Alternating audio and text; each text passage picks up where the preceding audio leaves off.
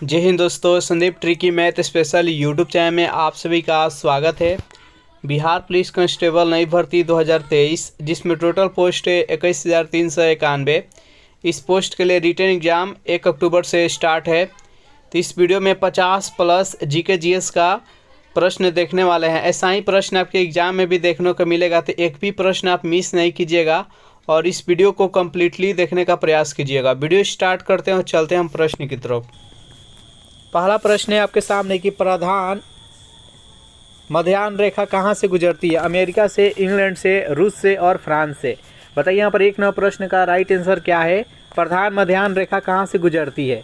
तो जो भी कैंडिडेट यहाँ पर ऑप्शन नंबर बी के साथ जा रहे हैं इंग्लैंड के ग्रीनविच से गुजरती है, तो इसका राइट आंसर है ऑप्शन नंबर बी, जिसको जीरो देशांतर रेखा बोलते हैं। सेकेंड नंबर प्रश्न देखते हैं। प्रश्न है आपके सामने कि पश्चिमी घाट पर्वत का दूसरा नाम क्या है? सतपुरा, नीलगिरी, हिमाद्री और सह्याद्री। बताइए यहाँ पर सेकेंड प्रश्न का सही आंसर क्या है? पश्चिमी घाट पर्वत का दूसरा नाम क्या है? जल्दी से कमेंट कीजिए इस प्रश्न का राइट आंसर क्या है। तो जो भी कैंडिडेट यहाँ पर ऑप्शन नंबर डी के साथ जा रहे हैं सह्याद्री, बिल्कुल सही जवाब है। नेक्स्ट यहाँ पर 3 नंबर प्रश्न है आपके सामने कि सर्वप्रथम सूती वस्त्र उद्योग की स्थापना कब हुई थी?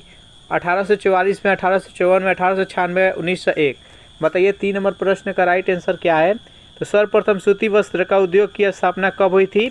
तो 1854 ईस्वी में हुआ था। जो भी कैंडिडेट यहाँ पर ऑप्शन नंबर बी के साथ जा रहे हैं, बिल्कुल सही जवाब है। कहाँ पर हुआ था? तो बम्बई में। उस टाइम उसका नाम बम्बई था, वर्तमान समय में मुंबई है, जो कि महाराष्ट्र में स्थित है। 4 नंबर प्रश्न आपके सामने कि डच कहाँ के निवासी थे?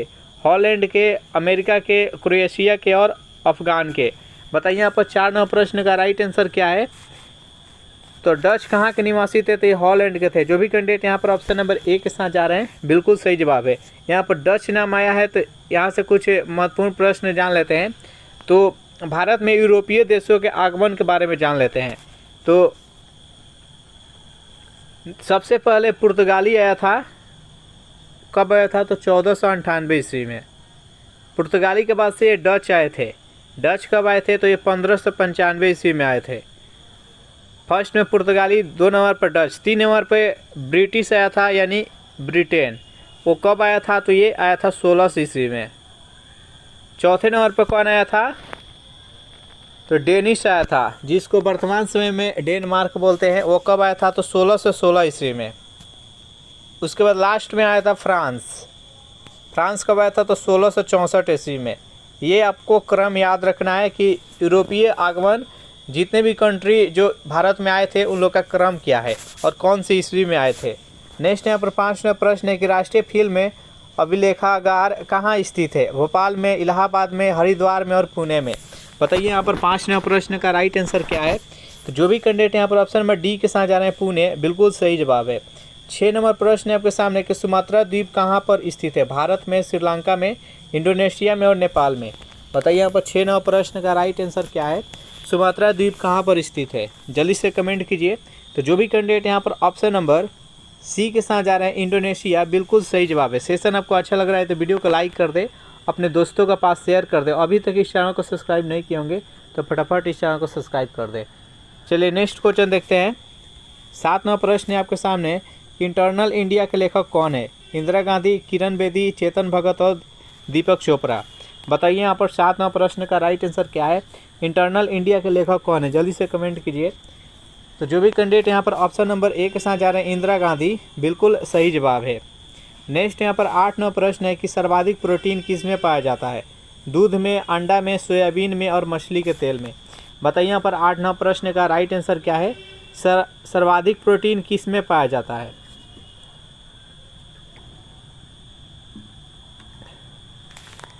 तो जो भी कैंडिडेट यहाँ पर ऑप्शन नंबर सी का चुनाव कर रहे हैं, सोयाबीन, बिल्कुल सही जवाब है। सोयाबीन में 80% प्रोटीन पाया जाता है, याद रखिएगा। नेक्स्ट यहाँ पर 9 नंबर प्रश्न है कि जल स्वराज्य परियोजना किस राज्य में चलाई जा रही है? महाराष्ट्र में, आंध्र प्रदेश में, गुजरात में और केरल में। बताइए 9 नंबर प्रश्न का राइट आंसर क्या है? जल स्वराज्य परियोजना किस राज्य में चलाई जा रही है? तो जो भी कैंडिडेट यहाँ पर ऑप्शन नंबर ए का चुनाव कर रहे हैं, महाराष्ट्र, बिल्कुल सही जवाब है। नेक्स्ट यहाँ पर 10 नंबर प्रश्न है कि भारत में रबर का सबसे बड़ा उत्पादक राज्य कौन सा है? गुजरात है, केरल है, कर्नाटक है और तमिलनाडु है। बताइए यहाँ पर 10 नंबर प्रश्न का राइट आंसर क्या है? भारत में रबर का सबसे बड़ा उत्पादक राज्य कौन सा है? तो जो भी कैंडिडेट यहाँ पर ऑप्शन नंबर बी का चुनाव करें केरल, बिल्कुल सही जवाब है। अगर इस प्रैक्टिस सेट का आपको पीडीएफ चाहिए तो उसके लिए टेलीग्राम ग्रुप बना दिए, जिसका लिंक इसी वीडियो के नीचे डिस्क्रिप्शन में मिल जाएगा। वहाँ से ज्वाइन करके जितने भी प्रैक्टिस सेट कराया जाता है सभी का पीडीएफ डाउनलोड कर सकते हैं। नेक्स्ट यहाँ पर 11वां प्रश्न है आपके सामने कि संगमरमर कैसी चट्टान है? आग्नेय चट्टान, अवसादी चट्टान, रूपांतरित चट्टान और इनमें से कोई नहीं। बताइए यहाँ पर 11वां प्रश्न का सही आंसर क्या है? संगमरमर कैसी चट्टान है? तो संगमरमर कैसी चट्टान है? तो यह एक रूपांतरित चट्टान है। जो भी कैंडिडेट यहाँ पर ऑप्शन नंबर सी का चुनाव कर रहे हैं, रूपांतरित चट्टान बिल्कुल सही जवाब। इसको कयांतरित चट्टान भी बोला जाता है। संगमरमर का रासायनिक सूत्र क्या होता है? तो CaCO3, याद रखिएगा। नेक्स्ट यहाँ पर 12वां प्रश्न है कि महारानी विक्टोरिया को भारत की सामग्री कब घोषित किया गया था? 1857 में, 1877 में, 1885, 1896। बताइए यहाँ पर 12वां प्रश्न का राइट आंसर क्या है? तो जो भी कैंडिडेट यहाँ पर ऑप्शन नंबर बी के साथ जा रहे हैं, 1877 ईस्वी बिल्कुल सही जवाब है। सेशन आप लोगों का कैसा लग रहा है जल्दी से कमेंट करके बताइए। 13वां प्रश्न है कि कितने वर्षों तक लगातार बाहर रहने पर नागरिकता खत्म हो जाती है? 5 वर्षों तक, 7 वर्ष, 9 वर्ष और 10 वर्ष। बताइए यहाँ पर 13वां प्रश्न का राइट आंसर क्या है? कितने वर्ष तक बिना सरकार से बताए, यहाँ के सरकार से बताए और बाहर रह रहे हैं आप, दूसरे कंट्री में रह रहे हैं, तो आपका नागरिकता खत्म हो जाएगा। तो 7 वर्ष। जो भी कैंडिडेट यहाँ पर ऑप्शन नंबर बी के साथ जा रहे हैं बिल्कुल सही जवाब। 14वां प्रश्न है आपके सामने कि भारत रत्न सम्मान देने की शुरुआत कब से हुई? 1947 से, 1950, 1954, 1957। बताइए यहाँ पर 14वां प्रश्न का सही आंसर कौन सा है?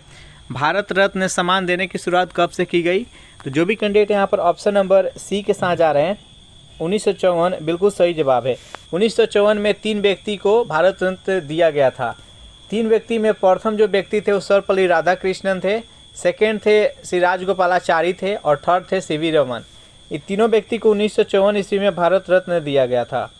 और एक प्रश्न उठता है कि वो प्रथम व्यक्ति कौन है जिनको मरणोपरांत भारत रत्न मिला था? तो सर्वप्रथम किसे मिला था मरणोपरांत? तो लाल बहादुर शास्त्री को मिला था। नेक्स्ट यहाँ पर 15वां प्रश्न है आपके सामने, एक्यूपंक्चर सबसे अधिक कहाँ प्रचलित है? भारत में, अमेरिका में, चीन में और जापान में।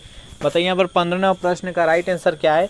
तो जो भी कैंडिडेट यहाँ पर ऑप्शन नंबर सी के साथ जा रहे हैं, चीन बिल्कुल सही जवाब है। 16वां प्रश्न है आपके सामने कि हाव ए सर्व कर किस पर लगाया जाता है? उद्योग पर, व्यापार पर, सिंचाई पर और खनन पर। बताइए यहाँ पर 16वां प्रश्न का सही आंसर कौन सा है? हाव ए सर्व कर किस पर लगाया जाता है? तो यह कर सर्वप्रथम किसके द्वारा लगाया गया था? तो ये फिरोज शाह तुगलक के द्वारा लगाया था। यह एक सिंचाई कर है और सिंचाई पर यह कर लगाया जाता है। सर्वप्रथम फिरोज शाह तुगलक के द्वारा लगाया गया था और फिरोज शाह तुगलक के द्वारा सर्वप्रथम ब्राह्मणों पर जजिया कर लगाया गया था। यह भी याद रखिएगा। 2 इम्पोर्टेंट क्वेश्चन वहाँ से बनता है कि सिंचाई कर किसने लगाया था, जिसको हाव ए सर्व बोलते हैं, और एक है ब्राह्मणों पर जजिया लगाया था। दोनों लगाया था वो फिरोज शाह तुगलक ने। तो यह एक सिंचाई कर है। इसका राइट आंसर है ऑप्शन नंबर सी। नेक्स्ट यहाँ पर 17वां प्रश्न है कि ग्रीनलैंड किसके अधिकार क्षेत्र में है? डेनमार्क के, कनाडा के, यूएसए के और इंग्लैंड के। बताइए यहाँ पर 17वां प्रश्न का राइट आंसर क्या है? ग्रीनलैंड किसके अधिकार क्षेत्र में है? जो भी कैंडिडेट यहाँ पर ऑप्शन नंबर ए के साथ जा रहे हैं, डेनमार्क बिल्कुल सही जवाब है। ग्रीनलैंड है जो कि विश्व के सबसे बड़ी द्वीप है, याद रखिएगा। नेक्स्ट यहाँ पर 18वां प्रश्न है कि अरब सागर में गिरने वाली देश की सबसे बड़ी नदी कौन सी है? गंगा नदी है, कृष्णा नदी है, ब्रह्मपुत्र नदी है और नर्मदा नदी है। बताइए यहाँ पर 18वां प्रश्न का राइट आंसर क्या है? यहाँ पर पूछा गया कि वह नदी सबसे बड़ी कौन सी है जो कि अरब सागर में गिरती है। ये ध्यान में रखिएगा, अरब सागर की बात कही जा रही है। तो अरब सागर में गिरने वाली सबसे लंबी नदी कौन सी है? तो नर्मदा नदी है। जो भी कैंडिडेट यहाँ पर ऑप्शन नंबर डी के साथ जा रहे हैं बिल्कुल सही जवाब है। नर्मदा नदी यहाँ पर आया है तो यहाँ इससे कुछ महत्वपूर्ण प्रश्न बनता है, सब कुछ जान लेते हैं। देखिए नर्मदा नदी कहाँ से निकलता है? तो ये अमरकंटक से निकलता है। और सबसे सीधा चलने वाली नदी कौन सी है? तो नर्मदा नदी है। नर्मदा नदी पर एक धुआंधार जल प्रपात है जो कि जबलपुर में है, जो कि महाराष्ट्र में स्थित है, ये भी याद रखिएगा। उसके बाद और नर्मदा नदी पर एक बांध है जिसको बोलते हैं सरदार सरोवर बांध। कहाँ पर है? तो गुजरात में है। उसके बाद से नर्मदा नदी को गुजरात का जीवन रेखा कहते हैं, यह भी याद रखिएगा। तो नर्मदा नदी से ये कुछ महत्वपूर्ण प्रश्न बनता है, सबको ध्यान में रखिएगा। नेक्स्ट यहाँ पर 19वां प्रश्न है आपके सामने कि मलाबार तट किसके तटीय मैदान को कहा जाता है? गुजरात के, केरल के, आंध्र प्रदेश के और गोवा के। बताइए जल्दी से। यहाँ पर 19वां प्रश्न का राइट आंसर क्या है? मलाबार तट किसके तटीय मैदान को कहा जाता है? तो ये केरल के कहा जाता है। जो भी कैंडिडेट यहाँ पर ऑप्शन नंबर बी के साथ जा रहे हैं बिल्कुल सही जवाब है। कुछ मैप के हिसाब से समझते हैं। यहाँ पर सपोज यहाँ पर ये गुजरात हो गया, फिर यहाँ नीचे आ गया, फिर ऐसे, तो देखिए ये तो गुजरात वाला क्षेत्र हो गया, तो कठियावाड़ क्षेत्र बोलते हैं इसको। उसके बाद यहाँ से महाराष्ट्र से लेकर और यहाँ कर्नाटक तक इसको कोंकण क्षेत्र बोलते हैं। महाराष्ट्र से लेकर यहाँ कर्नाटक तक, बीच में यहाँ पर गोवा भी आ जाता है, इसको कोंकण क्षेत्र बोलते हैं। उसके बाद से यहाँ कर्नाटक से लेके और केरल तक, यहाँ तक इसको मलाबार तट बोलते हैं। फिर यहाँ से तमिलनाडु से लेकर और यहाँ आंध्र प्रदेश तक इस क्षेत्र को बोलते हैं हम कोरोमंडल बोलते हैं, कोरोमंडल याद रखिएगा। और यहाँ पर आंध्र प्रदेश से लेकर इधर पश्चिम बंगाल तक इस क्षेत्र को डेल्टाई क्षेत्र बोलते हैं। तो ये कुछ क्षेत्र है, इसको याद रखिएगा। चलिए नेक्स्ट यहाँ पर 20वां प्रश्न है कि आकाश का नीला रंग किस मंडल में स्थित है? क्षोभ मंडल में, समताप मंडल में, आयन मंडल में, ओजोन मंडल में। बताइए यहाँ पर 20वां प्रश्न का राइट आंसर क्या है? आकाश का रंग जो नीला दिखाई देता है ये किस मंडल में स्थित है? यहाँ से एक और प्रश्न बनता है, आकाश का रंग नीला क्यों दिखाई देता है? ये प्रकाश के प्रकीर्णन के कारण दिखाई देता है। यहाँ पर पूछा गया कि वह किस मंडल में है, तो आयन मंडल में है। जो भी कैंडिडेट यहाँ पर ऑप्शन नंबर सी के साथ जा रहे हैं बिल्कुल सही जवाब है। टोटल कितना मंडल है? मंडल की संख्या टोटल 5 है। सबसे नीचे जो है वो क्षोभ मंडल कहते हैं।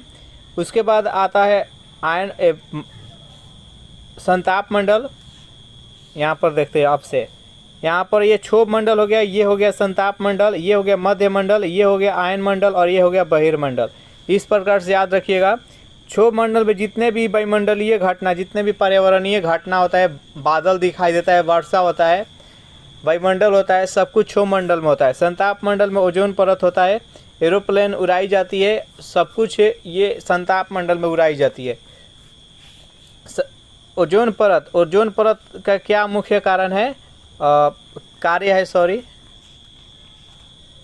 तो सूर्य के प्रकाश द्वारा जो भी बैगनी किरण आती है तो सभी को अवशोषित कर लेता है। कौन? तो ओजोन परत। ओजोन परत की मोटाई किससे मापा जाता है? तो डॉप्सन से मापा जाता है, याद रखिएगा। ओजोन परत की आणविक सूत्र क्या होता है? तो O3 होता है। चलिए नेक्स्ट यहाँ पर 21वां प्रश्न देखते हैं। किसके परिक्रमण के कारण पृथ्वी पर ऋतु परिवर्तित होता है? सूर्य के, पृथ्वी के, चंद्रमा के और ग्रहों के। बताइए यहाँ पर 21वां प्रश्न का राइट आंसर क्या है? किसके परिक्रमण के कारण पृथ्वी पर ऋतु परिवर्तन होता है? तो जो भी कैंडिडेट यहाँ पर ऑप्शन नंबर बी के साथ जा रहे हैं बिल्कुल सही जवाब है। देखिए जब पृथ्वी सूर्य का चक्कर लगाता है तो दिन और रात होता है। ध्यान से सुनिएगा, जब पृथ्वी सूर्य का चक्कर लगाता है तब दिन और रात होता है। और जब पृथ्वी अपने अक्ष पर घूमते हुए सूर्य का चक्कर लगाता है तो जो अक्ष पर अपना घूम रहा है इसी से ऋतु परिवर्तन होता है। तो जब पृथ्वी अपने अक्ष पर घूमे तो इससे ऋतु परिवर्तन होता है, और जब वो सूर्य का चक्कर पूरा लगाता है तो इससे दिन और रात होता है। नेक्स्ट यहाँ पर 22वां प्रश्न की पौधे नाइट्रोजन को किस रूप में प्रयोग करते हैं? नाइट्राइट के रूप में, नाइट्रेट के रूप में, न्यूक्लिक एसिड के रूप में, गैसों के रूप में। बताइए यहाँ पर 22वां प्रश्न का राइट आंसर क्या है? पौधे जो होते हैं वो नाइट्रोजन किस रूप में प्राप्त करते हैं? तो वो नाइट्रेट के रूप में प्राप्त करते हैं। जो भी कैंडिडेट यहाँ पर ऑप्शन नंबर बी के साथ जा रहे हैं बिल्कुल सही जवाब है। 23वां प्रश्न है कि कृत्रिम उपग्रह छोड़ने वाला प्रथम देश कौन सा है? अमेरिका है, जापान है, रूस है और चीन है। बताइए यहाँ पर 23वां प्रश्न का राइट आंसर क्या है? कृत्रिम उपग्रह छोड़ने वाला प्रथम देश कौन सा है? जो भी कैंडिडेट यहाँ पर ऑप्शन नंबर सी के साथ जा रहे हैं रूस, बिल्कुल सही जवाब है। चलिए नेक्स्ट यहाँ पर 24वां प्रश्न देखते हैं कि तारों का रंग किस पर निर्भर करता है? जो आकाश में हम तारा दिखते हैं तो कोई देखते होंगे कोई एकदम तेज जल रहा है, कोई कम जल रहा है, किसी का कलर दूसरा है, कोई किसी का कलर दूसरा है। ऐसा किस कारण से दिखता है? प्रकाश के कारण से, ताप के कारण से, दूरी के कारण से, द्रव्यमान के कारण से। बताइए यहाँ पर 24वें प्रश्न का राइट आंसर क्या है। तो जो भी कैंडिडेट यहाँ पर ऑप्शन नंबर बी बता रहे हैं ताप, बिल्कुल सही जवाब है। एक यहाँ पर डाटा है, अगर किसी तारा का छोटा आकार में हो और उसका तापमान टेम्परेचर कितना हो तो 3000 सेल्सियस, और उसका टेम्परेचर अगर 3000 सेल्सियस हो तो कैसा दिखाई देगा, तो वो लाल दिखाई देगा। अगर उसका जो तापमान है वो 30,000 अगर हो जाए, यहाँ पर 3000 था और उसके बाद 30,000 अगर सेल्सियस हो जाए तो उस तारा का तापमान कलर कैसा हो जाएगा, तो नीला हो जाएगा। याद रखिएगा, जब 3000 डिग्री सेल्सियस रहे तो वो लाल दिखाई देगा। वहीं तारा का जब टेम्परेचर 30,000 हो जाएगा तो उसका कलर है जो कि नीला दिखाई देने लगेगा। तो यहाँ पर ताप के परिवर्तन के साथ ही उसका कलर भी चेंज होता है, तो इसलिए यहाँ पर इसका राइट आंसर है ऑप्शन नंबर बी। चलिए नेक्स्ट यहाँ पर 25वां प्रश्न है कि कौन सा विटामिन जंतुओं में अपने आप बनता है। Vitamin B1, vitamin B6, vitamin B12, vitamin vitamin E. बताइए यहाँ पर 25वां प्रश्न का राइट आंसर कौन सा है। कौन सा विटामिन जंतुओं में अपने आप बनता है। तो जो भी कैंडिडेट यहाँ पर ऑप्शन नंबर सी के साथ जा रहे हैं, विटामिन B12 बिल्कुल सही जवाब है। विटामिन B12 में कौन सा तत्व पाया जाता है, तो कोबाल्ट। याद रखिएगा। नेक्स्ट यहाँ पर 26वां प्रश्न है कि प्रिंस ऑफ वेल्स भारत में पहली बार कब आए थे। 1911 में, 1921 में, 1931 में, 1941 में। बताइए यहाँ पर 26वां प्रश्न का राइट आंसर क्या है। प्रिंस ऑफ वेल्स भारत में पहली बार कब आए थे। तो जब ये भारत में आए थे तो काला झंडा दिखाकर इनका बहुत ज़्यादा बहिष्कार और विरोध किया गया था।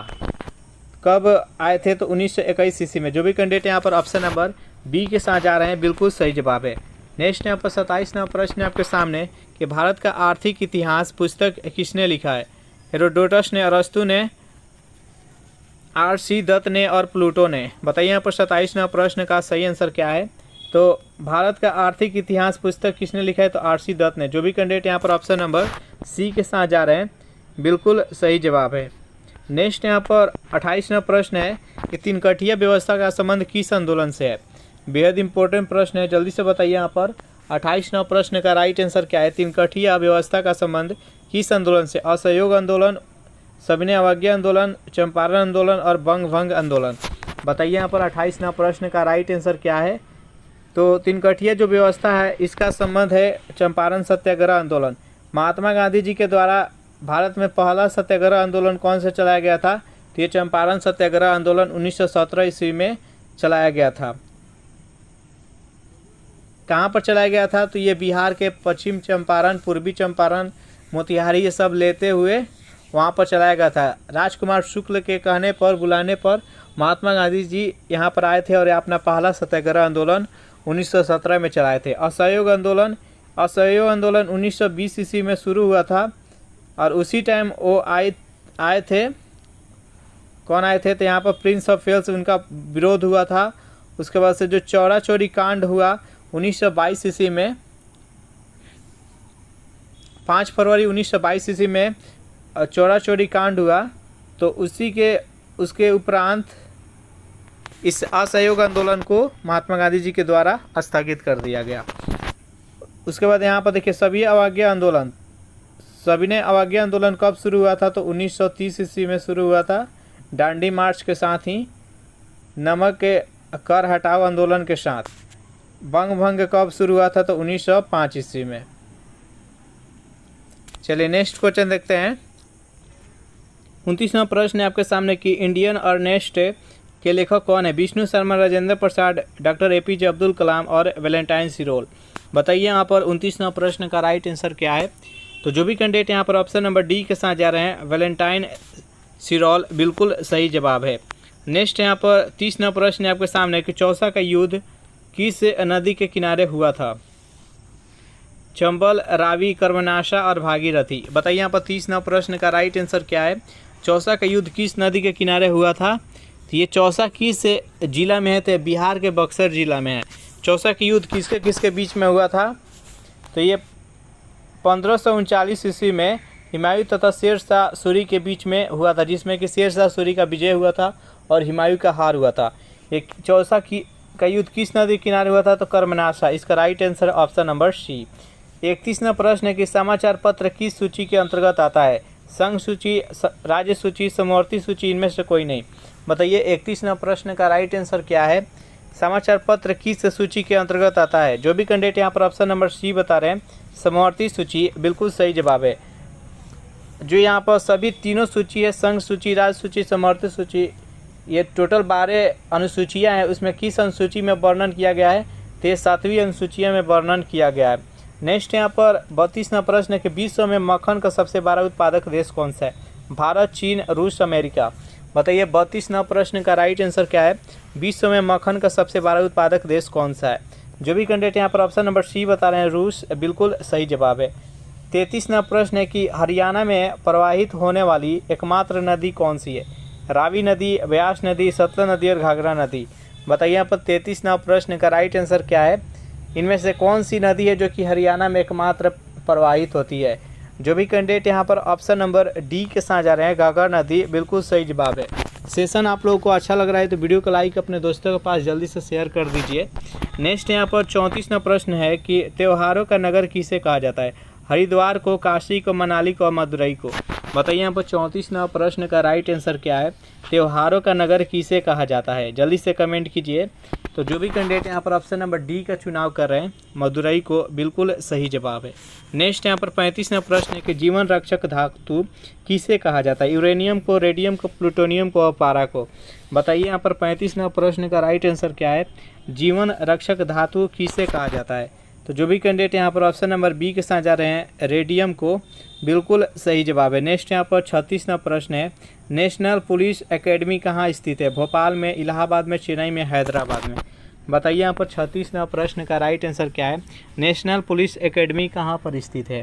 तो जो भी कैंडिडेट यहाँ पर ऑप्शन नंबर डी बता रहे हैं, हैदराबाद, बिल्कुल सही जवाब है। 37वां प्रश्न है कि देशों में नहरों द्वारा सबसे अधिक सिंचाई किस राज्य में होती है? केरल में, गुजरात में, उत्तर प्रदेश में और पश्चिम बंगाल में। बताइए यहाँ पर 37वां प्रश्न का राइट आंसर क्या है? देश में नहरों द्वारा सबसे अधिक सिंचाई किस राज्य में होती है? जो भी कैंडिडेट यहाँ पर ऑप्शन नंबर सी के साथ जा रहे हैं, उत्तर प्रदेश, बिल्कुल सही जवाब है। 38वां प्रश्न है कि शिमला समझौता पर कब हस्ताक्षर हुआ था? 1948 में, 1968 में, 1972 में, 1986 में। बताइए 38वां प्रश्न का राइट आंसर क्या है? शिमला समझौता पर कब हस्ताक्षर हुआ था? जो भी कैंडिडेट यहाँ पर ऑप्शन नंबर सी के साथ जा रहे हैं, 1972 ईस्वी, बिल्कुल सही जवाब है। नेक्स्ट यहाँ पर 39वां प्रश्न है कि संसार के सर्वाधिक बोली जाने वाली भाषा कौन है? हिंदी है, अंग्रेजी है, बंगला है और मंदारिन, जिसको चाइनीज यानी चीनी बोलते हैं। बताइए यहाँ पर 39वां प्रश्न का राइट आंसर क्या है? संसार में सबसे अधिक बोली जाने वाली भाषा कौन सी है? तो सबसे अधिक अंग्रेजी बोली जाती है। जो भी कैंडिडेट यहाँ पर ऑप्शन नंबर बी के साथ जा रहे हैं, बिल्कुल सही जवाब है। नेक्स्ट यहाँ पर 40वां प्रश्न है कि विश्व मानसिक स्वास्थ्य दिवस कब मनाया जाता है? 10 जुलाई को, 10 अगस्त को, 10 अक्टूबर, 10 दिसंबर। बताइए यहाँ पर 40वां प्रश्न का राइट आंसर क्या है? विश्व मानसिक स्वास्थ्य दिवस कब मनाया जाता है? जो भी कैंडिडेट यहाँ पर ऑप्शन नंबर सी के साथ जा रहे हैं, 10 अक्टूबर, बिल्कुल सही जवाब है। नेक्स्ट यहाँ पर 41वां प्रश्न है कि मुगल गार्डन कहाँ अवस्थित है? लाल किला में, राष्ट्रपति भवन में, लोटस टेम्पल में और इनमें से कोई नहीं। बताइए यहाँ पर 41वां प्रश्न का सही आंसर क्या है?